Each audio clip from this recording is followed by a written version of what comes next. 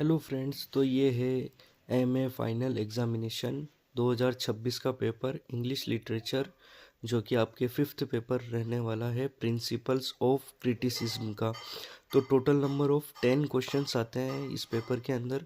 हर एक question 20 number का आता है, जिसमें आपको हर क्वेश्चन में दो ऑप्शंस मिलते हैं, जैसे यूनिट 1, यूनिट 2, यूनिट 3। तो यूनिट 1 में से दोनों में से कोई सा भी क्वेश्चन आप कर सकते हैं।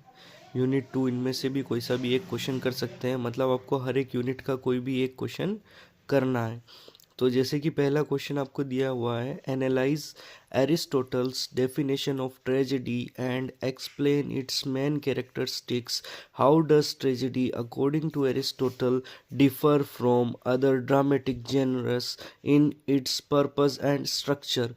तो ये क्वेश्चन आपको दिया हुआ है, इसमें आपको एरिस्टोटल के ट्रेजेडी और उन्होंने उसको कैसे एक्सप्लेन किया, उसके मेन कैरेक्टरिस्टिक आपको बताना है, और आपको ट्रेजेडी एरिस्टोटल के अकॉर्डिंग डिफरेंट कैसे है ड्रामेटिक जेनरस से, और उसका पर्पस और स्ट्रक्चर आपको बताना है। सेकंड क्वेश्चन है आपका, डिस्कस भरत मुनि's कॉन्सेप्ट ऑफ रस एज propounded in the नाट्य शास्त्र and its significance in Indian aesthetics. तो आपको ये बताना है कि जो भरत मुनि ने अपनी बुक लिखी थी नाट्य शास्त्र, उन्होंने उसके अंदर जो 6th चैप्टर है रसा, उसके बारे में क्या क्या दे रखा है, उसका किस प्रकार से वर्णन कर रखा है, वो आपको समझाना है, और उसकी क्या सिग्निफिकेंस है अपने इंडियन एस्थेटिक्स के ऊपर, वो आपको बताना है। उसके बाद आप यूनिट सेकंड में आ जाइए।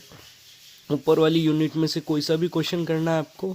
वैसे ही सेम यूनिट सेकंड के अंदर आपको क्वेश्चन है, third question, analyse Dryden's critic of classical unities of time, place and action. How does he justify the English dramas flexibility in this regard. तो आपको ड्राइडन की मतलब क्लासिकल यूनिटीज़ के बारे में बताना है, टाइम, प्लेस, एक्शन, और उन्होंने कैसे जस्टिफाई किया उसको इंग्लिश ड्रामा की फ्लेक्सिबिलिटी के रिगार्ड में। फोर्थ क्वेश्चन है, explore how Wordsworth preface function as a manifesto for romantic movement emphasising emotion, nature and individual perception. तो इसके बारे में वुडवर्थ के पॉइंट बताने हैं आपको कि रोमांटिक मूवमेंट को एज ए मैनिफेस्टो कैसे देखते हैं, और एम्फेसाइजिंग इमोशन, नेचर और इंडिविजुअल परसेप्शन के बारे में आपको लिखना। Third unit, discuss how Eliot redefines the idea of tradition as a living evolving entity rather than a fixed inheritance. तो इसके अंदर आपको बताना है कि जो T.S. एलियट हैं आपके, वो मतलब idea of tradition as a living, tradition को क्यों ज़्यादा मानते हैं, मतलब फिक्स्ड इनहेरिटेंस की जगह। तो ये है आपके थर्ड यूनिट का फिफ्थ क्वेश्चन। हम आगे आ जाते हैं पीछे की तरफ।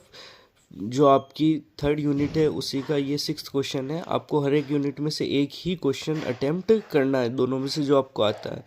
आपको अब मैथ्यू अर्नोल्ड का टच स्टोन मेथड के बारे में मतलब लिखना, और इसको as a objective standard for judging poetic excellence and its effectiveness in literacy criticism, और उसको मतलब क्यों स्टैंडर्ड माना जाता है, और उसके बारे में आपको पूरा का पूरा लिखना है। फोर्थ यूनिट है, seventh question, examine Derrida's ray concept and arguments in structure, sign and play in discourse of human sciences and how the essay critiques western epistemology. ठीक है, अब इसके अंदर आपको डेरिडा रे के कॉन्सेप्ट और उसके आर्ग्यूमेंट्स के बारे में लिखना है। स्ट्रक्चर, साइन एंड प्ले के बारे में बात कर रखी है, जो कि ह्यूमन साइंसेस के बारे में बात करता है, तो आपको उसके बारे में लिखना है। और आपको ये भी बताना है कि ऐसे कैसे क्रिटिक्स करता है वेस्टर्न एपिस्टेमोलॉजी को।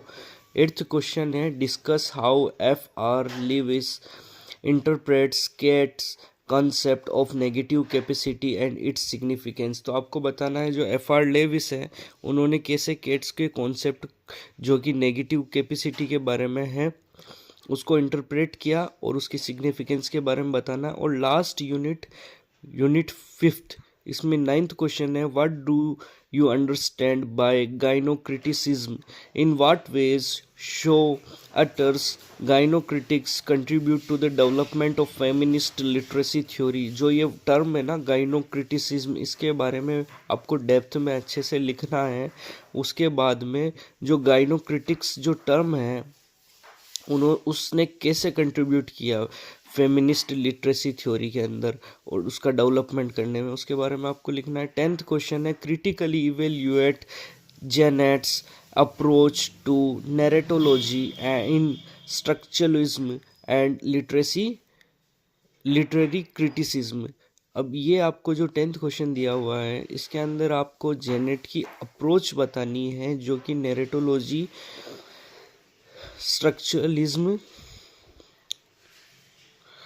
एंड लिटरेरी क्रिटिसिज्म के बारे में है। ठीक है, तो ये आपका पेपर आता है। आपको टोटल 3 घंटे मिलते हैं इस पेपर के। लगभग आपको 4 से 5 पेजेस में एक का आंसर देना होता है। आपको सिस्टमेटिक लिखना होता है और ज़्यादा अच्छा आप पॉइंट्स बना के लिखें तो उसको एग्जामिनर को मतलब बेटर लगता है। और बेस्ट ऑफ लक आपके एग्ज़ाम्स के लिए। Thank you.